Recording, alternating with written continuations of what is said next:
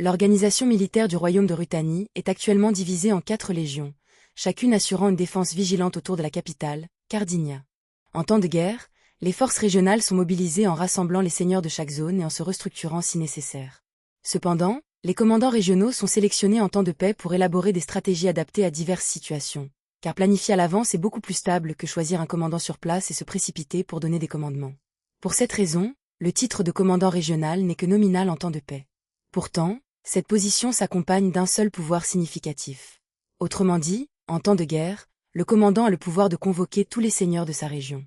Actuellement, le comte Desmond est le commandant de l'armée du Nord. Ghislain envisageait de s'emparer de ce poste. Pour affronter la famille du duc à l'avenir, j'aurai besoin de ce titre. Il sera également utile dans les moments difficiles. Bien qu'il soit maintenant proche d'un poste honorifique, dans sa vie antérieure, il lui avait accordé une immense autorité. Lorsque le duc de Delphine réussit sa rébellion, il enrôla les soldats de chaque région, affaiblissant les seigneurs et les transformant en quelque chose comme l'armée permanente du royaume. À cette époque, Harold Desmond, devenu duc, continue son rôle de commandant de l'armée du Nord. Ghislain prévoyait de prendre le contrôle de tout le Nord de la même manière que le comte Desmond l'avait fait dans sa vie antérieure. Cependant, pour le marquis Branfort, qui n'avait aucune connaissance des événements futurs, la demande de Ghislain était déroutante. A-t-il une raison derrière cela? Après tout, Desmond et moi allons forcément nous affronter. N'avez-vous pas été témoin de ce qui s'est passé cette fois-ci? Il ne déclenchera pas une guerre de manière imprudente. Ils savent aussi que si nécessaire, nous pourrions nous attaquer directement à Desmond. Même si c'était une déclaration réconfortante, Ghislain n'y faisait pas entièrement confiance. La faction pro-royaliste était à peine capable de retenir ne serait-ce qu'une seule famille ducale. Plutôt que de blesser la fierté de Branfort en soulignant cela, Ghislain l'a balayé pour une raison différente. J'ai besoin d'une justification pour supprimer d'autres seigneurs après avoir traité avec Desmond. Justification? Oui. En tant que proche de la famille royale, je ne peux pas continuer à faire la guerre à tous les seigneurs du Nord. Ce n'est qu'à ce moment-là que le marquis Branfort a hoché la tête à plusieurs reprises en signe d'accord. S'il n'y a pas de guerre, le rôle n'a aucun sens, car il n'accorde aucune autorité pour commander qui que ce soit. Mais si une guerre civile éclate, c'est une autre histoire. Une guerre civile reste une guerre, et le poste de commandant régional fournira la justification et l'autorité nécessaires pour gérer les seigneurs rebelles. Depuis que le comte Desmond a montré ses crocs, nous avions prévu de l'abattre un jour. Dans le sud et l'ouest, où tous les seigneurs se sont déjà rangés du côté de la faction du duc, peu importait qui était nommé commandant. Cependant, certaines régions de l'est et du nord résistaient encore à l'influence de la faction du duc. Dans ces zones, même si le poste était nominal, il serait imprudent de nommer commandant quelqu'un de la faction du duc. Surtout dans le nord, où de nouveaux changements se produisaient avec la montée du baron Fenry, il était crucial de freiner l'influence du duc. Après un moment de réflexion, le marquis Branfort parla avec une expression quelque peu indifférente. Même si le titre de commandant du Nord est un titre nominal, il exerce toujours une autorité significative en temps de guerre. Bien qu'il faille s'occuper du comte Desmond, vous nommer à ce poste est une toute autre affaire.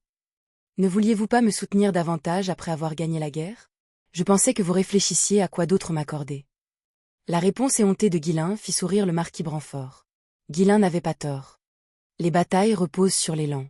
La faction pro-royaliste sombrait tranquillement sous la pression constante du duc. Dans ces moments-là, la victoire de Ghislain avait complètement transformé l'ambiance. D'autres seigneurs et nobles, qui attendaient leur heure, commencèrent prudemment à s'aligner sur la faction pro-royaliste. La perception avait changé. Les gens ont commencé à se rendre compte que la faction pro-royaliste n'était pas aussi faible qu'ils le pensaient. Ce jeune homme du Nord a réussi cela? Alors quelle est la force de la faction pro-royaliste? Avec ce genre de force, même la puissante faction du duc peut avoir du mal à les maîtriser. Après tout, les pro-royalistes ont une revendication légitime. Le marquis Branfort savait certainement ce qu'il faisait. Envoyer la 2e légion pour bloquer l'armée de Desmond était un coup de maître. Des rumeurs se sont répandues selon lesquelles le comte Desmond ferait partie de la faction du duc.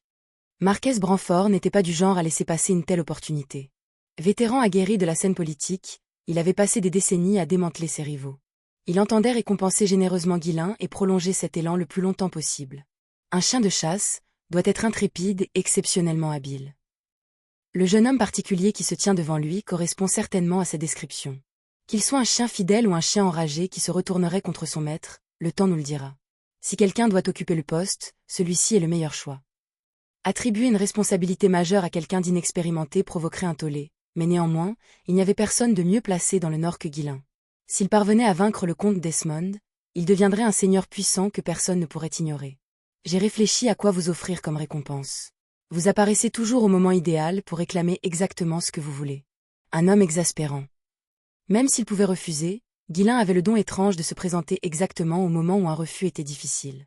Plus le marquis Branfort l'observait, plus il devenait fasciné. Guilain était indéniablement talentueux. Même si sa nature sauvage le rendait difficile à contrôler, ses capacités étaient incontestables. Après une brève réflexion, le marquis Branfort hocha lentement la tête. « Très bien, je vais vous accorder le poste. » Le sourire de Guilain s'agrandit.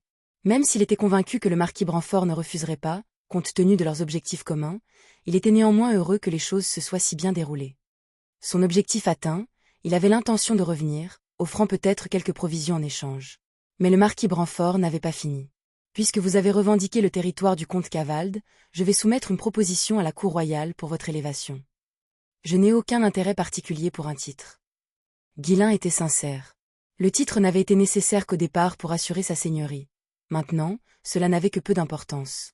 S'il avait besoin d'un titre dans le futur, il pourrait s'en emparer de force, qu'il soit duc ou roi. Mais le marquis Branfort répondit gravement. Pour occuper le poste de commandant régional, il faut être comte au minimum. C'est la loi du royaume. Guilain se gratta l'arrière de la tête, surpris. Oh, c'est vrai? Je ne connais pas grand-chose à la loi. Alors, il y a une loi comme ça? Après tout, cet homme semblait être quelqu'un qui pouvait vivre sans aucune loi, réfléchit le marquis Branfort, secouant la tête devant le sourire impudent de Guilain. Alors, gardons le titre sous Fanry puisqu'il est unifié sous ce nom. Faites ce que vous voulez. Une fois la cérémonie et les festivités terminées, Guilain est retourné sur son territoire, Fanry, de bonne humeur.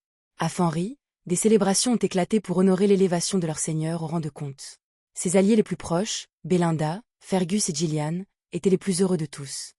Tandis que les serviteurs, les soldats et les gens ordinaires se réunissaient tous pour célébrer le succès de leur seigneur, Claude restait bouche bée, incapable de croire ce qu'il entendait. Quoi? Commandant suprême de l'armée du Nord? Comte de Fanry?